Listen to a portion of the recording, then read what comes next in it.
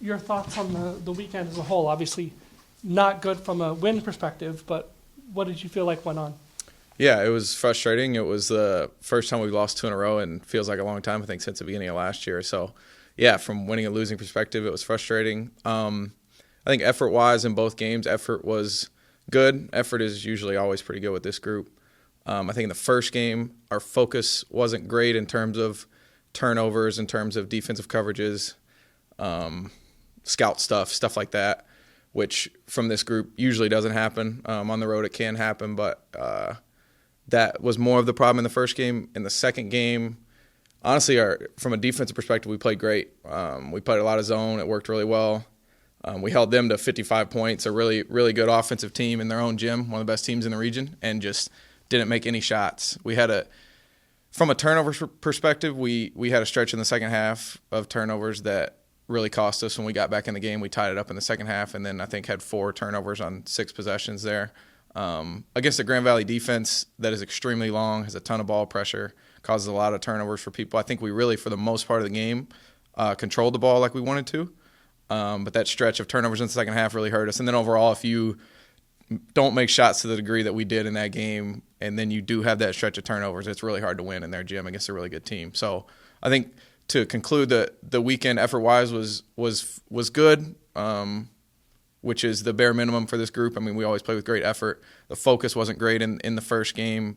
Proud that we still came back and took the lead late and had a chance to win. And then the second game just didn't play well enough. The effort was good, but just didn't play well enough, honestly. So, What do you feel like creates a weekend like this where things just don't work?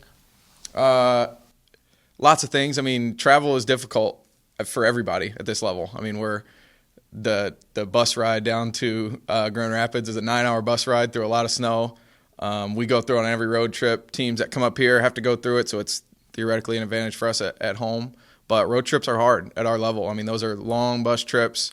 Those are really long days. We practice in the morning here on Wednesday and take a long bus ride down there, get down there late Wednesday night, and then have a long day in the hotel on Thursday, trying to make sure guys' legs are ready to go, which can often cause not only shooting issues but just focus issues and lots of those things that come with playing on the road at this level. So road games are hard. Teams play really comfortable at home. I think Davenport played awesome on Thursday. Credit to them. They had a great game plan too for our group and what we bring offensively. They really did a great job of switching and making things hard for us on offense. And then Grand Valley is just a matchup problem for everybody right now with their length and ball pressure and ability to rebound at a really high level. So I guess in terms of the road trip, just normal stuff with traveling on the road at this level. It's really hard to every conference road win in this league is a really, really tough win. Like, you can't take any of those for granted. So the ones we've had in the last 2 years have been awesome, and we just happen to have two bad ones in a row.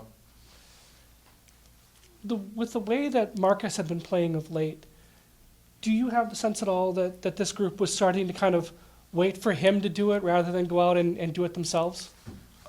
Maybe a little bit. I think maybe it looks that way from a box score perspective, like when he was scoring as well as he was. When he gets going early in games and making threes, we're going to give him the ball. Guys are going to give him the ball, and he can get really hot. So it's kind of like when he gets going, guys are definitely going to defer to him because he's one of the best shot makers in the country and one of the best players in the country when he's going. In terms of when he isn't making threes and isn't playing as well as he can, which has happened some in the last 2 years. I think he's found a much better rhythm lately, but obviously didn't shoot it well this weekend. I think it can look like guys are kind of waiting for him to get going, but I don't necessarily feel that that's the case offensively. I think we're always going to rely on him offensively, whether he's going or not. Other guys didn't play great offensively this weekend either, whether that was on scheme stuff or just on performance issues or whatever. But no, I don't think it's other guys waiting for him to do things. I think it's our normal, we're always going to trust in him. He's our offensive guy, and I think other guys just didn't play great, and they know that, and we're working really hard this week, and they'll come back and have a great week this week. So, how nice is it to see Nate have the game he did on Thursday? Yeah, for sure. Nate's a really awesome part of this whole thing, and box score wise, from a points perspective, doesn't always get credit, but he does so much for us. I mean, he is the best defender in our league at getting over screens, at staying in front of guards. We ask him to do a lot from a defensive perspective. A lot of other teams will switch and have lots of guys that they're fine with switching on to guards, and we do some switching, but the amount that we ask Nate to try to get over screens and stay in front of really tough guards is he's really high level screen navigator and defender in one-on-one situations. I don't know what he is at this point, but before this weekend, he was leading the conference in total rebounds as a 6'2" guy, which is pretty incredible. And then just he's a great passer. He gets us in transition, playing with pace on offense, and he's shooting really well from three. Sometimes we wish he would shoot a few more threes because he's shooting it so well. But so anyways, no, Nate does a ton for us. It's awesome when we do need offensive punch and he's able to take a few more shots and give us more points in a box score. But Nate's always doing a ton for us. It is cool for him to get more credit, I guess, from a box score points perspective. But Nate always does a ton for us. Nate's really huge for us. We are really going to miss Nate next year. We all know that because he does a ton for us. So, how do you convince Nate and Josh, especially, who can shoot at such a high percentage from outside, to shoot more rather than deferring to one of their teammates? Yeah, it's always something you're trying to weigh how much it's worth it for them to shoot more. Not only us as coaches, but them as players. They're really smart players. Those two guys specifically are extremely smart players. They're very unselfish. They will go out there, and if Marcus is rolling and other guys are making shots, they are totally fine with going out there. They just want to win. So they're totally fine with going out there and doing all that. There's a million other things that need to be done on the court other than just making shots. And those two guys specifically, are really good at doing a whole lot of other things outside of just scoring. So they're always trying to weigh, is it right for me right now to be taking this shot, or should I move it to a guy like Marcus or like Ty or whoever who might be a better shot maker, and their games might be more predicated on making shots to help us in that way rather than doing all the rebounding, defending, switching, little stuff, screening that Nate and Josh do so well. So it's something we're always trying to weigh, and they're, as seniors, able to kind of turn it up and down based on how much we need them to do. So I don't know. It's a good question, how to convince them to shoot more. We don't always need them to shoot more. So it's kind of like, I don't know, it's game to game. It's always a tough thing for them to weigh, but they're really good at it, and we'll keep trusting them on that stuff. So, where do you feel like Dawson's game is right now? I mean, he had a rough weekend, so. For sure. His game's in a great spot. He's confident. He's the most efficient he's been in the 4 years that he's been here as a low post scorer. It wasn't – honestly, Dawson played – when you watch the film back, Dawson played pretty well in both games, especially the Grand Valley game. Defensively, he did a lot of stuff for us. We got it into him a little better in the Grand Valley game, and they doubled some, and we kicked it out and didn't make any of the open threes that we kicked it out from him. But the Davenport game is always a tough struggle for him when teams – Dylan Smith was out that game. They're big. When teams don't have a big and when teams have 5 guards, it seems like, okay, that should be a great game for the tall person to have a bunch of points, but that's not really how basketball works at this point. Teams are really switchable, so when they switch and front and double and kind of just scramble around with a bunch of smalls out there, it's really hard for us to get it to Dodge.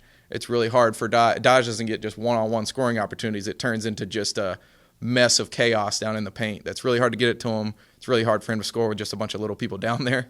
But he still defended at a high level for us both games. Grand Valley, I thought he was awesome at making good decisions when we did get it in there. We have to do a better job of, whether it's a team that's switching 1 through 5, like both Lake and Davenport are going to, or Lake and Saginaw are going to do this weekend, or whether it's a team like Grand Valley that's not going to switch 1 through 5. We have to do a better job of getting it down to him more consistently with the correct spacing, and let him be patient and make the right decisions over and over again. And just because he's not having points again on a box score doesn't mean he's not doing what we're asking him to do. We just got to do a better job of getting it to him consistently.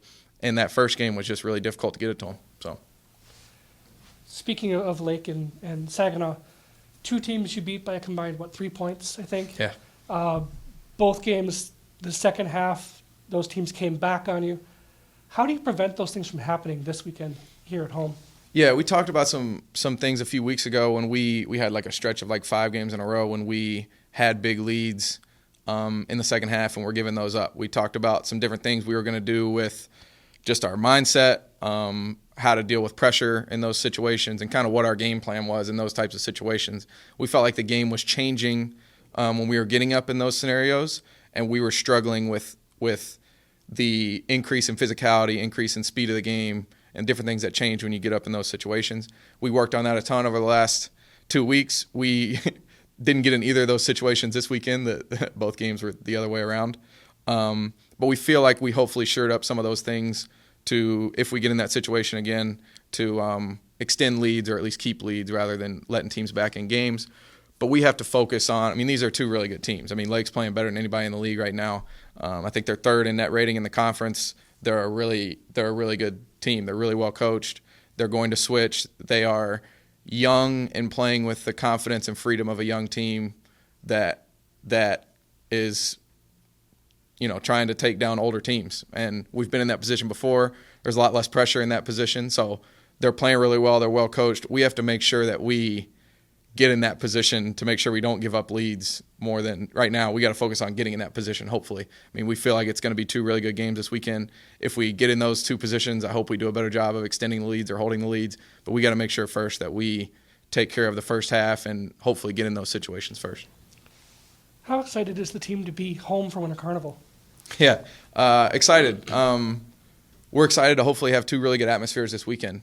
We've got a really fun team.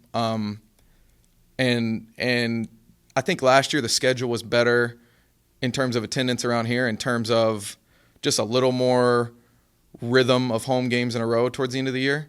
This year we didn't have any non-conference home games, and then we had that snowstorm that was really bad for that Grand Valley Davenport weekend, that first weekend.